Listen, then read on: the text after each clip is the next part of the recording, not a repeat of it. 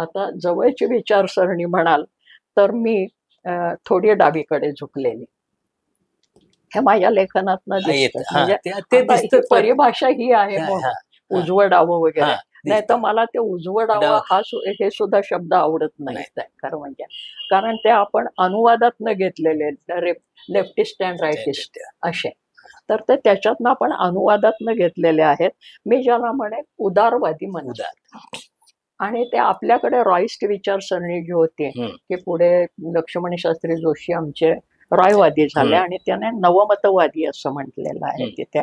त्यामुळे एका परंपराशील वातावरणातले सगळे खाचखळगे अनुभवत ज्या वेळेला मी जाणत्या वयामध्ये आले तर त्यावेळेस मला ही विचारसरणी जास्त जवळची वाटली.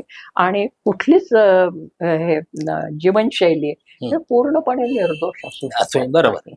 प्रत्येक ह्याच्यामध्ये काही उंच सखल भाग असतात.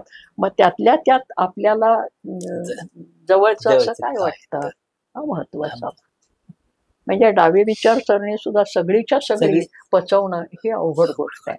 म्हणजे आस्तिक आणि नास्तिकाच्या बद्दल जसं म्हणतात की परम नास्तिक होणं हेही अवघड आहे आणि परम आस्तिक होणं हेही अवघड आहे.